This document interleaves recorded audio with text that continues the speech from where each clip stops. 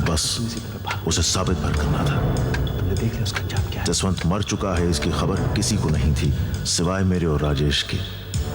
इसलिए हमने सबसे पहले जसवंत की लाश को एक सुनसान इलाके में दफन कर दिया ताकि जसवंत को कातिल साबित करने में कोई दिक्कत ना आए। और मैंने अपने आप को कानून के हवाले कर दिया। अब हमें जरूरत थी सर्कमस्टेंशियल एविडेंसेस को प्रमाणित करने के लिए गवाहों की। राजेश ने जेलर से मुलाकात की। जेलर ने हमें आश्चर्यचकित तथ्य दिए। इन्हीं बातों की कैदियों ने भी पुष्टि की। बस अब हमें इंतजार था इस मुकदमे की फिर से सुनवाई का। आखिरकार हमारी अपील मंजूर हो गई। यार मैं अदालत से दरखास्त करता हूं कि मेरा केस लड़ने का मुझे खुद मौका दिया जाए। प्रोसीड।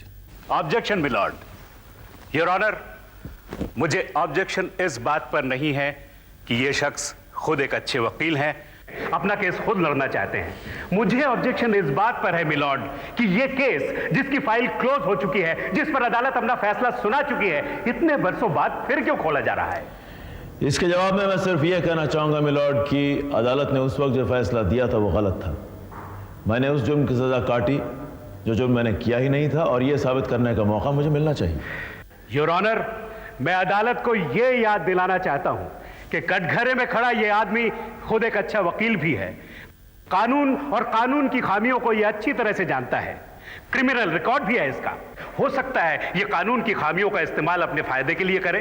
सच का झूठ और झूठ को सच बनाना एक वकील के लिए कोई मुश्किल काम नहीं है। योर ऑनर, योर ऑनर, इनकी बातों से ऐसा लगता है कि ये मुझे वकील कम और क्रिमिनल ज्यादा मानते हैं, लेकिन मैं इनको यह याद दिलाना चाहूंगा कि मैं क्रिमिनल पहले भी नहीं था और आज भी नहीं हूं।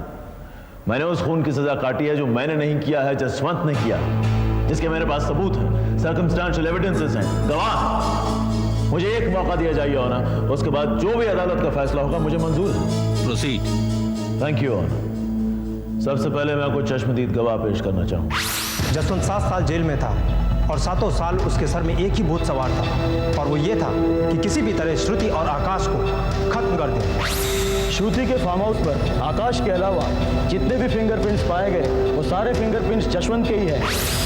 जसवंत जेल से बाहर जाते समय मुझसे कह के गया था कि अखबार पढ़ते ही रहना। आकाश और श्रुति के मौत की खबर तुम्हें 7 दिन के अंदर मिल जाएगी।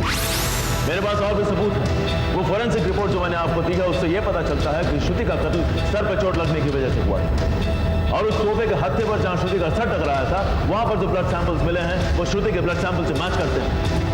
और उस तोहफे के हत्थे पर जो फिंगरप्रिंट्स पाए गए हैं वो गौर करें प्रोसिक्यूटर साहब, मेरे नहीं जसवंत के फिंगरप्रिंट से मैच करते हैं। जाहिर है कि मेरे जाने के बाद जसवंत वहां पहुंचा था और उसी ने यह खून किया। तमाम गवाहों के बयानात, मौका वारदात पर पाए गए सारे सबूतों और मौका हालात के मद्देनजर ये अदालत इस नतीजे पर पहुंची है कि ये कत्ल आकाश ने नहीं बल्कि जसवंत ने ही किया है। अदालत को इस बात का बेहद अफसोस है कि आकाश को उस जुर्म की सजा मिली जो उन्होंने किया ही नहीं था, लिहाजा अदालत उन्हें बाइज्जत बरी करती है। लेकिन जेल से फरार होना एक संगीन जुर्म है और एडवोकेट आकाश ने अपने आप को बेगुनाह साबित करने के लिए इस जुर्म को किया, पर अदालत उन पर नरमी बरतते हुए 3 माह की सजा सुनाती है। ये सजा पहली गिरफ्तारी से ही गिना जाएगा।